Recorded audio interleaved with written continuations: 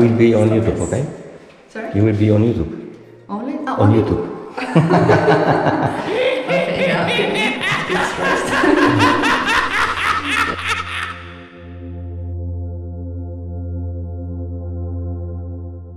Anyway, as I told you, this is Gori Historical Ethnographical Museum, which was founded in 1935 by Georgian archaeologist and ethnographic Sergei MacLeod. So it's named after him. And first of all, let's mention time frame. Where are we right now? This historical time is called Bronze Age, and specifically Early Bronze Age. And also the culture itself is called Araxi culture. I'm pretty sure you have heard about Utvari. It's a river that comes from Turkey, flows in Georgia as well. And Araxi is another river. So this culture was spread between two rivers, Araxi. And it didn't cover only today's territory of Georgia, but also some part of Armenia, even Anatolia, which is Turkey, and even Syria. So it's a big, vast territory. And of course, even today you can see some cultural similarities, yes, between these countries. Here, these are photos from settlement, which is near Gori. The name of it is Udabreton. It's been excavated since '56, and the director of the museum started this.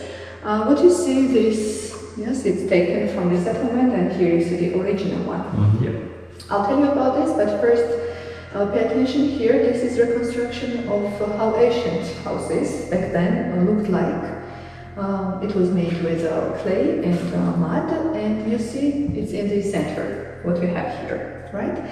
The name of it is Era.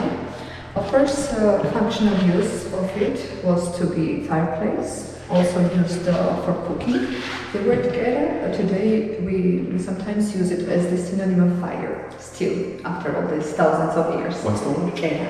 Yeah. Okay. So, also if you look closely, the shape of it looks like the sun. Yeah. Because of this is a pre-Christianity period when people practice paganism and worship different natural elements as well as animals. Yes. So that's about the shape, and as I said, for cooking, as a fireplace, but it had another deeper meaning as well. And let me show you what it was. For example, the main ones are the middle one. Bull, yes, which is the god of agriculture, and woman's body, which symbolizes goddess of fertility. And these small figures were found under this fireplace, which gives historians an idea that probably these kind of places were used for worshipping, yes, kind of ancient temples. A ritual. Yes, for religious rituals, exactly. And this is same, it's also Era, but the difference is that it was always static, always in the center of the house, and this one was portable, and it again proves the fact how important it was for people. UNESCO acknowledges the fact that Georgia has around 8,000 years of winemaking traditions. It's definitely ancient country, if not the oldest, yes, and the cradle of wine. And of course there is historical evidence, clay jars like this, which are used for grapes fermentation. The name of it is Quevri. This is a small one, yes. Usually I'll show you in this city, they are much bigger ones and they are buried on the ground. So this is traditional way of winemaking, Georgian winemaking. However, I read that quevris had, not quevri, but clay jars had a different function. In ancient times, in many places, people's bones were found in it. So now archaeologists think, and it's actually approved scientifically, that poor classes used clay jars for burying the people as well. Here you see a rich collection of clay jars, also a lot of agricultural tools. Georgia is an ancient agricultural country, and we can say that these people were not nomads, because if you follow agriculture, you stay in one place for a long time. He was found in the village Tvoyave, which is very close to a conflict zone that we have in Georgia, so-called South Ossetia. And this is the village where I originally come from. First of all, we should say that he was found alone in the grave. It means that he was the chief leader, probably, yes, of the tribe, because other skeletons usually were found together. And also, interesting is the burial position. As you see, the person is painted. It looks like an embryo because people believed in reincarnation and rebirth. That's why. And also, most of these items that you see here exhibited, usually they were found in the graves or settlements, yes? And many household items were buried with the person, and we still have this tradition when a person dies to bury some items. Well, here you see some changes with the clay as well. It becomes black burnished. It's because people learned how to work with fire. Yes, very interesting skeleton because teeth are in very good condition. Yeah, really. How old is it? The skull? From this period of time. So 4,000 years old. Yes, yes, and maybe even more, a little bit. Yes, because this is around 4,000 millennium BC. So 4,000 before Christ and 2,000 in this age. So 5, 6, yes, 1,000 years. What was the diet? What was the diet? Like, what did they eat? As they followed agriculture. Okay, so yes, they were farmers, yes, working on the ground. But DNA analysis showed that they died at a young age, around 30, 35, because of the battles, of course, or they could die from a simple disease. And also they say that because his face is a bit asymmetrical, probably he had some kind of special disease. As you see, this is animal deer, which is very important and kind of sacred animal in our folklore. This antlers symbolizes tree of life.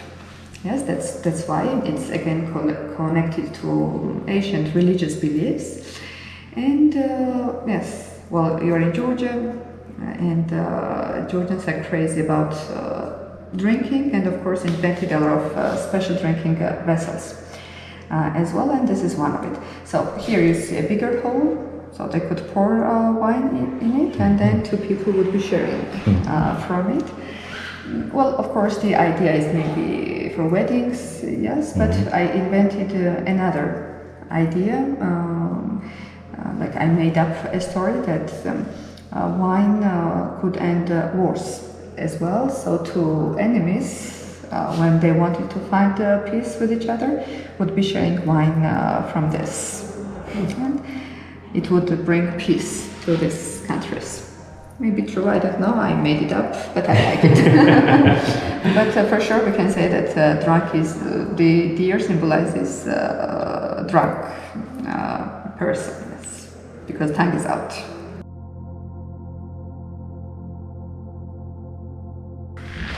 Well, here of course you see more military equipment, different swords, daggers, some axes found in our region. This is the same era, the fireplace.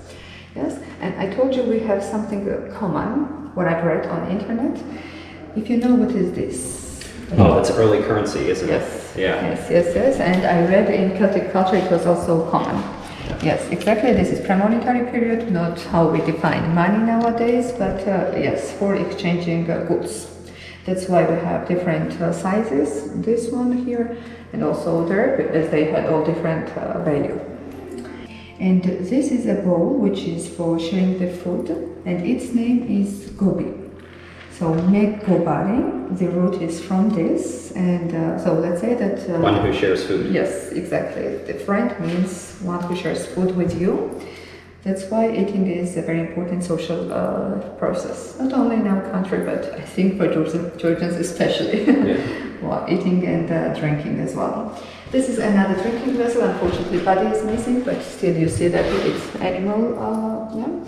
And here is, I have another story of like word, why they are called that way. Here you see, of course, two bulls together, and in agriculture, nowadays they are still used in some villages, and this is called ureli, what they have here.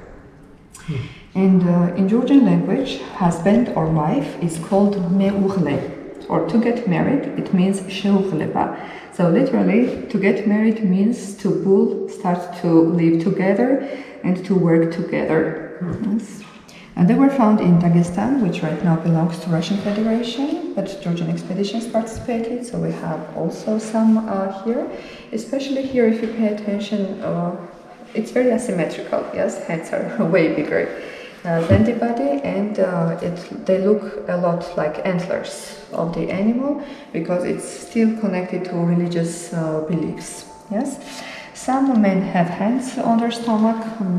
Again, it's all hesitations, yes. Probably they're asking for health or maybe for a child, yes. And also we have the animal figure here. There is also a musician, so it's very interesting. And one Asian traveler told me, I don't know what kind of connection there can be, but apparently in Asia, in some temples, people have a tradition when they go, they bring figures like this and they live in the temple. So people have this belief when they're not physically anymore in the temple, small figures will continue to pray instead of them.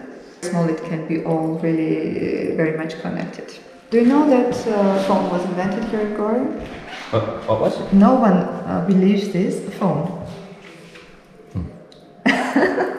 Okay, you don't invented believe, it before, but, huh? but I show you the proof, right?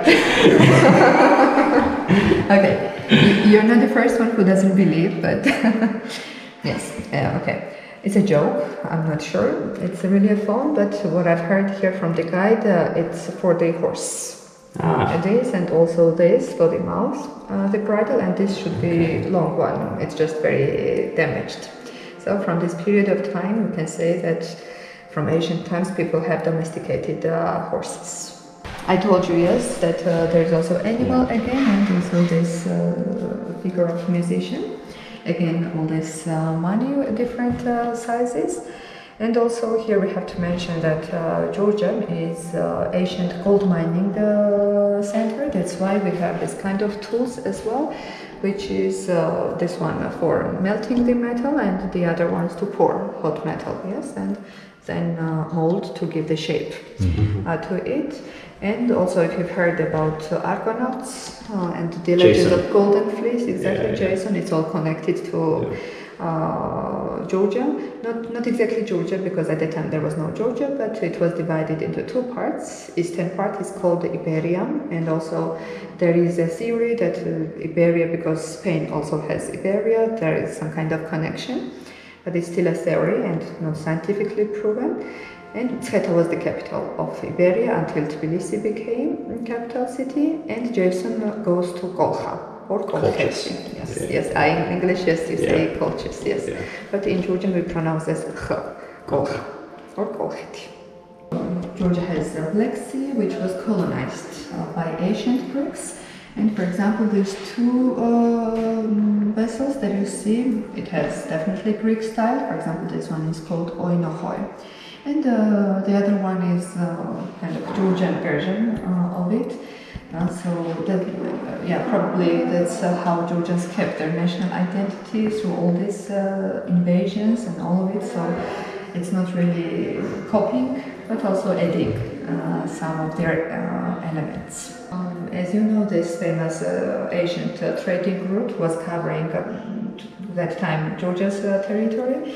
And Gori and the cave city we have near Gori, were important locations on Silk Road, and that's why here you see more luxurious items, necklaces, some beads, also glass containers, which Georgians didn't have, but are brought by traders that visited this territory. And this we call lucky charm again, and as you see, it has some animals on it, so like mostly worn by hunters, yes, to bring them luck. This probably reminds you of Italy, because they still have this tradition. It's called the laurel wreath, when they graduate from university to wear it.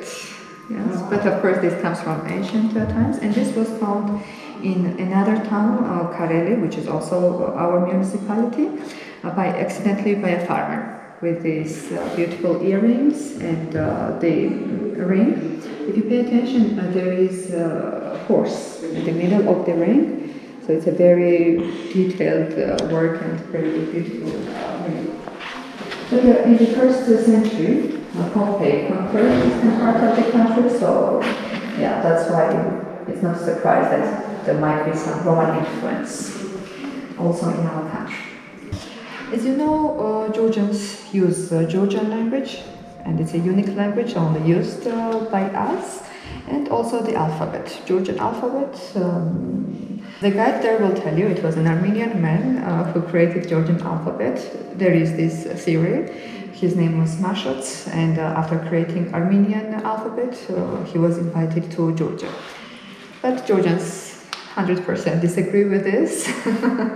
There is this neighbor competition between us, and yes, usually Georgians don't like that idea. And there is another version that it was Georgian King Parnaus who created our alphabet. However, historical evidence and the first written book that we have, it's from 5th century AD. And so let's say that what you see here, it's all modern letters. The alphabet we call Khedruli. However, during all these centuries, so from 5th to nowadays, we changed 3 alphabets. The first one was called Asun-Tavruli, and it was round-shaped letters mostly. So from 5th to 9th century, then comes Khutsuri, Nusha Khutsuri, 9, 11, and then from 11th century, this one. But of course, with a lot of changes and transformations. Now, also in last century, so right now we have 33 letters in alphabet, and Georgian language is a phonetic language, which means you read whatever you write. But it's not the case in Georgian language, yes? And also, so in last century, 5 letters were taken out from our alphabet by a man whose name is Ilya Chavchavadze. For me, the best Georgian. This is a church wall, and it's an historical reference. That's why it's here exhibited at the museum. And for historians, it's a bit difficult to understand what exactly is written, because they say 2 previous alphabets are used together. Maybe it's the transition period, yes, when they're changing from one to another. We have to mention that the first alphabet, Asun-Tavruli, is the main alphabet of Georgian Orthodox Church. And what was the second one? It was called Khutsuri, and Khutsesi means priest. So mostly that alphabet was used for religious texts and hagiography. And what we have right now, the name of it is Khedruli. Khedari means warrior, fighter. So mostly it was like a civil alphabet. So for quite a long time, Georgians used 2 alphabets together, one for religious texts and another for civil, for example, laws or other texts. And here it's more visible Oriental influence as well. We call this glazed ceramics, as it has paintings inside, but only for decorations as well as these and also those. It's not used for cooking or eating. I'm pretty sure you remember our impressive drinking vessel, deer. So there is a local man. The whole family follows the tradition of making ceramics. Their last name is Tatulashvili. And then we make all of this deer, and also this is another drinking vessel. The name of it is Marani. Marani means wine cellar. So there is a special system.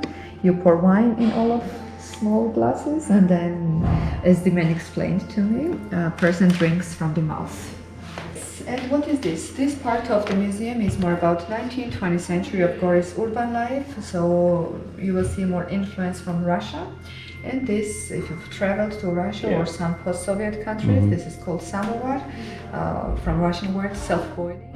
Yes, and in many Georgian families also was very common, as well as some other kitchen items. The person that you see here, this man and this man, his name is Dmitry Amilakhwari. He was from Gori, but when we became under Russian influence, he and his family had to escape from the country, and they emigrated first to Istanbul, later England, and finally in France, where he joined military academy, and he became very high official military person. And here you see Charles de Gaulle. French president gives him an honor medal because he fought for the liberation of France against Nazi Germany, and he took part in battles in Africa. He died at a young age, 36, in Libya, and at this moment he is a national hero of both countries, Georgia as well as France. When I have French people, most of them they know about him. We will be crossing street named after him as well, and here is a poem, French poem dedicated to him, and also he had some honor letters from Norway. Instruments, Georgian instruments, kanduri and chonguri. This one in tambourine, yes, the English name of it. It's also a musical instrument. And on the background you see Azbek, the mountainous part. And what we have here, what is the baby bed? In Georgian we call it agmani. And don't think it was hundreds of years ago. Even my mom used it for some time to raise me. Did the baby fall? The thing is, most of them had some parts here covering, Okay. but also here you see this. So baby was tucked. Yes. Yes. But it's also quite a big one. The usual ones were a bit smaller. 14 years. Yes, but it's not used anymore. Not at least in towns. Maybe in some rural villages, yes. But not. But also, good big tradition was to have these precious stones, especially jet. As I think not only in Georgia but in many cultures, people believe that this stone will keep baby from an evil eye. About these costumes, you see how they looked like on the picture. Of course, it was for rich families, not for peasants, and now you can see them only in national dances. By the way, if you have chance, I would recommend you to attend performance by Sukhishvilebi. Have you heard about them? Sukhishvilebi, it's national ballet, or how they're called in English. Yeah, the most famous and Georgians' favorite people who dance traditional dances, and they're traveling a lot to different countries. But what Georgians love about them, that of course they keep all these traditions, but they add very modern elements. For example, recently they have this performance. Some said they didn't like it, but I saw it on YouTube. It's amazing. So there is a DJ on stage and he's playing super modern techno electro music, and then young people, very beautiful young people, are dressed in these kind of dresses and dancing traditional dances. It's very interesting. It is, and it's very mystical performance. You see mostly accessories for a man, quite rich collection of silver, and you see it's very massive because this is the time when Georgian royal families lost their status and their power, so it's kind of show off. Yeah. Yes, with this big belts, and this one was, for example, called a burial, a belt. It was so valuable when they sold it, it would cover all the costs of the burial. And this is called masra. You saw in the national costume of the men, so the other one is for women, and this one, black one, is for men, and it has something here. Yes, so this is gunpowder. Oh, yeah. Yeah, so they were put The powder. in pockets. Yes. Here you see some musical instruments and dance together, because when people went to the war, they had to cheer themselves up, of course, and afterwards celebration to have 3-in-1. It's not very traditional. Those ones are traditional. This one is diblipito, which is played with sticks, and this one is a Georgian flute. Salamuri, we call. The swords are really beautiful. Very big ones.